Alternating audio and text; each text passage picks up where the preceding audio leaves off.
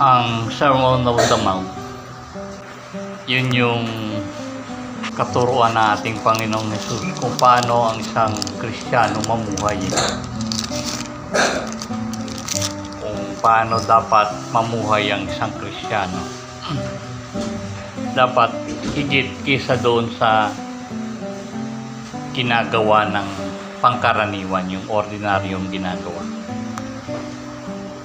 Sa Mateo 5:41, ganito ang nakalagay. Kung pinilit kang ng isang kawal na pasanin ang kanyang dala ng 1 milya, pasanin mo yon ng 2 milya.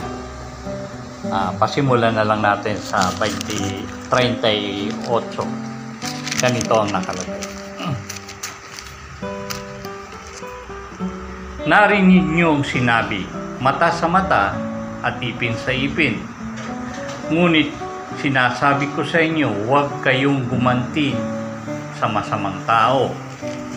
Kung sinampal ka sa kanang pisngi, iharap mo rin sa kanya ang kaliwa.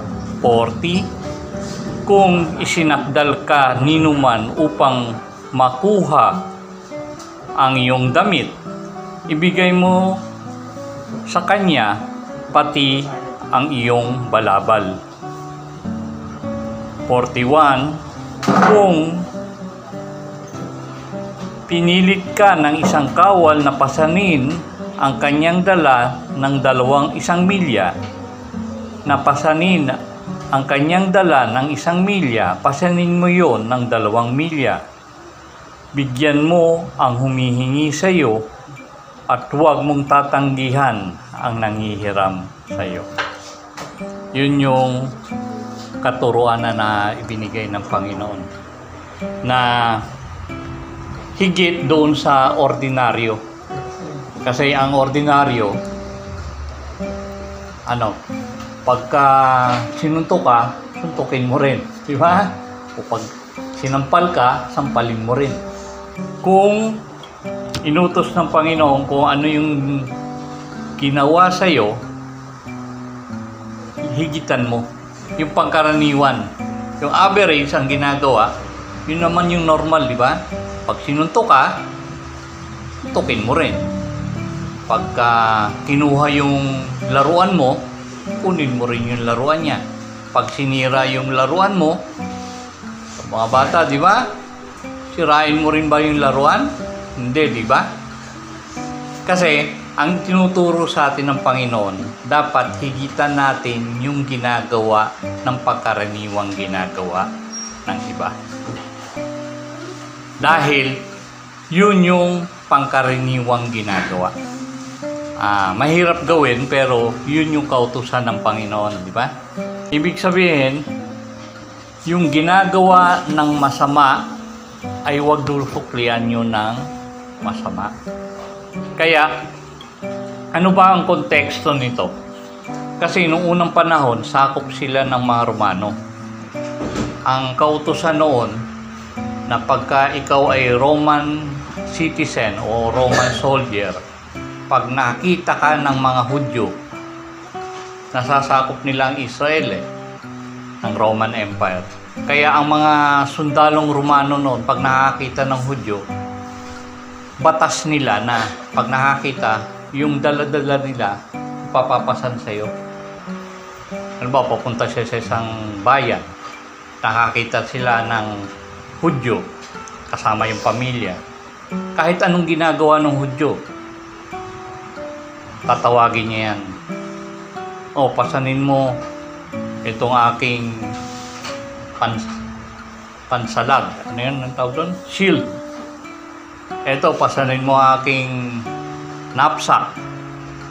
Diba? At walang magawa yung Hudyo kundi gawin yung inuutos noong Romano. Parang nung panahon ng Hapon, ganun din daw Diba? Kapag sinabi, pag may dumaan na Hapon, nakakita ng Pilipino, pasanin mo to. Papasanin ng mga Pilipino yon hanggang makarating sa lugar na papunta ng Hapon. Pero sa mga Romano, hindi ganon. Sa kanila, required lang silang pasanin ng 1 milya lang. 1 milya ang layo. Kaya ang ginagawa ng Hudyo, hindi siya makatanggi. Hindi siya iimik. Papasanin niya yon. Pero sisimula siyang magbilang na bawat hakbang. Pagdating ng 1 milya, ang gagawin niya, ibabagsak niya yung dala-dala ng Romanong sundalo. At malaya na siyang gawin yung dapat niyang gawin. Parang ang gagawin ng Hudyo para makaganti, pagkatapos niya ng pasanin na 1 milya, tapos na ang katungkulan ko, ibabagsak niya yun. At pupunta na siya sa lakad niya. Parang napapahiya naman yung Roman soldier. Kaya ang utos ng Panginoon, huwag mong ibagsak. Kundi, pag pinapasan sa iyo ng 1 milya, gawin mo 2 milya. Kung anong ginuutos sa iyo, lagpasan mo yung ginagawa ng ordinaryong tao sa paggawa ng mabuti. Yun yung katuruan ng ating Panginoon Jesus. Ganon din sa bawat isa sa atin ngayon. Na ang paggawa nating mabuti, hindi lang yung ayon sa kautusan, kundi lalagpasan mo yung ginagawa ng ordinaryong paggawa ng mabuti ng pangkaraniwang tao. Dahil kung ang gagawin nating paggawa ng mabuti ay kagaya lamang ng pangkaraniwang tao, wala tayong pinagkaiba sa di nananampalataya. Diba? Sa hindi espiritual. Yun yung kautusan ng Panginoon. Gawin natin ang paggawa ng mabuti, dagdagan natin ng ekstrang milya.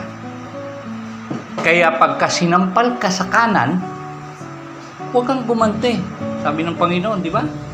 Iharap mo pa yung kaliwa mo. Dahil ang kaisipan ng mga Hudyo noong unang panahon, pag sinampal siya sa kanan, ang gagawin niya, para hiyain yung kabila, sasampalin din niya.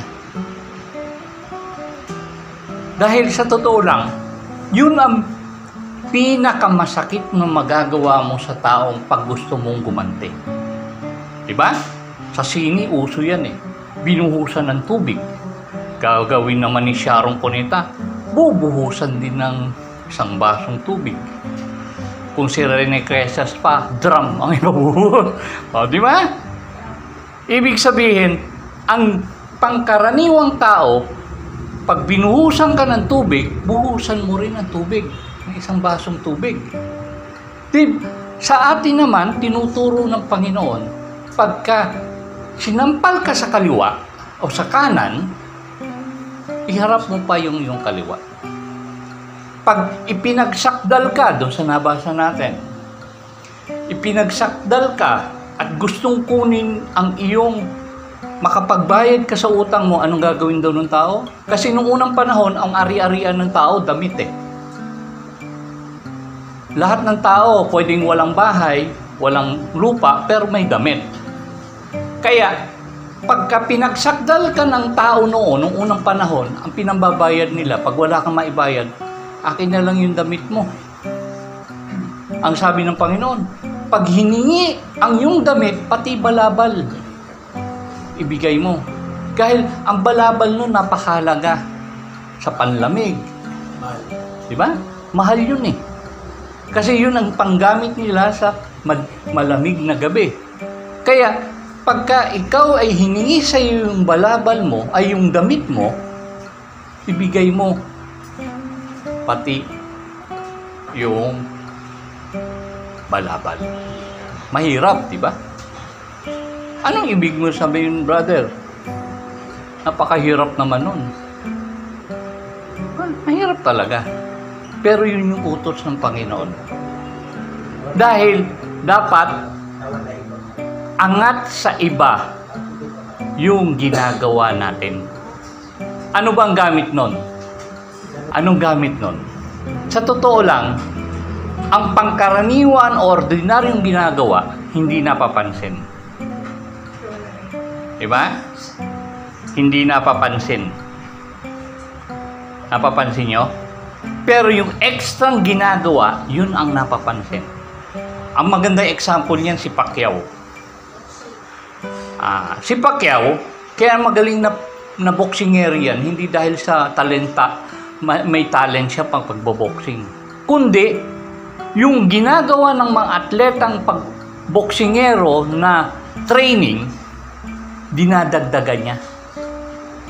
Kung ang pangkaraniwang boksingero na practice ng 2 oras isang araw, siya gagawin niyang 8 oras.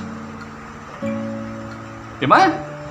Kung nagja-jogging ng 3 kilometro ang pangkaraniwang boksingero, siya gagawin niya 10 kilometro. Bakit? Para maging mas mataas, angat siya sa ibang atleta. Diba? Mas nagiging champion siya. Ganon din sa paggawa ng mabuti. Pag ang ginagawa mo ng mabuti ay pangkaraniwan, lahat namang ginagawa yan eh. Tutulungan mo yung mga kaibigan mo lang. Normal yun. Ang bawat tao nang ginagawa yun eh. Nagbibigay ka ng isda sa mga kapatid mo lang. Pangkaraniwan ginagawa yun eh. O, dumadalo ka sa gawain na eksaktong oras lang. Pangkaraniwan yun eh. O minsan late pa nga eh. Diba? Kung gusto mo ng extra mile, dumating ka na mas maaga. Diba? 30 minutes bago magawain, nandito ka na.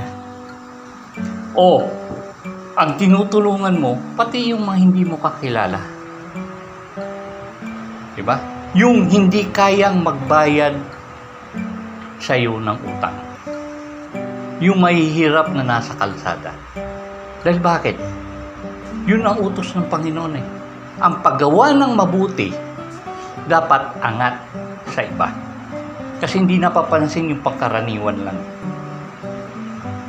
Yun yung turo ng Panginoon. Kaya pansinin mo, anong nagagawa nun sa atin? Ang nagagawa nun sa atin, pag yun ang ginagawa natin, nababago yung experience natin. Kung ang pinaglakad ka na 1 milya lang at ang ginawa mo, 1 milya lang pinasan mo yung pasanin ng mga Romano at pagkatapos ibinaba mo, burden yun sa'yo. Kagibatan yun sa'yo. Bakit? Pinilit ka lang eh. Pansinin mo? Kaya mo pinasan yun dahil utos ng Romano. Napilitan ka lang. Kaya 1 milya lang talaga. Pero pag ginawa mo yun ng 2 milya, kusa yun. Diba? Pag kusa, hindi pabigat sa'yo. Ang paggawa ng mabuti, pag ginawa mong kusa, hindi mabigat. Extra blessing yun. Napansin nyo? Extra blessing yun eh. Ang Diyos ang magpapala sa iyo. Dahil bakit? Panibagong experience yun. Diba?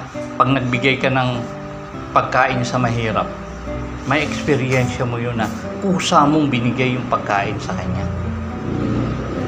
Pagka pumunta ka ng maaga, kusa yun na pumunta ka sa gawain ng maaga. Pero kung pabigat sa'yo, darating ka eksaktong oras lang. Di ba? Kasi para bang hinihila yung paa. Para bang hinihila yung paa mo sa gawain.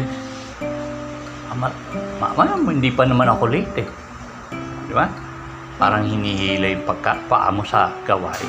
Pero kung kusa, excited ka, maaga pupunta ka na. Di ba? O, ang kakausapin mo lang yung kaibigan mo at yung mga bisita, hindi mo kakausapin. Di ba? Hayaan mo yan. Doon lang ako sa barkada ko. Pero pagka ginagawa mo yun na extra mile, pati yung mga bagong dalo, kinakausap mo, kinakaibigan mo, inaasistahan mo, kusa yun. May extra blessing yun. Ang extrang gawain para sa Panginoon, may extrang blessing ang Panginoon. Diba? Pangalawa, yun experience, yung number 1, ano? Pangalawa, nababago yung attitude natin. Mapapansin nyo? Pag ginagawa mo na yung extra mile, nagiging mindset mo na yun eh. Nababago yung attitude mo. Na lagi ang ginagawa mo, angat sa iba. Ang paggawa mo ng mabuti, laging angat sa iba. Na may pagpapakumbaba. Hindi mo pinagmamalaki yun. Diba? Angat ka sa iba, pero hindi mo pinagmamalaki. May kababaang loob ka pa rin. At yung pangatlo, nagiging mabuti kang example sa lahat ng tao. Ayan o, si kapatid na ganyan, gumagawa talaga ng mabuti yan. Hindi sa pilitan. Kusa niya. Hiningi ko yung kanyang damit, pati balabal binigay sa akin. Kusa yun, di ba? Ibig sabihin, ang Diyos ang naglo-glorify sa ginagawa mo. Di ba? Kasi ang Diyos ang napapapurihan sa ginagawa mong mabuti. Nagiging ilaw ka ng sanlibutan. Pag ginawa natin to na may kusa, dagdagan, angat tayo sa iba. Yun lang po.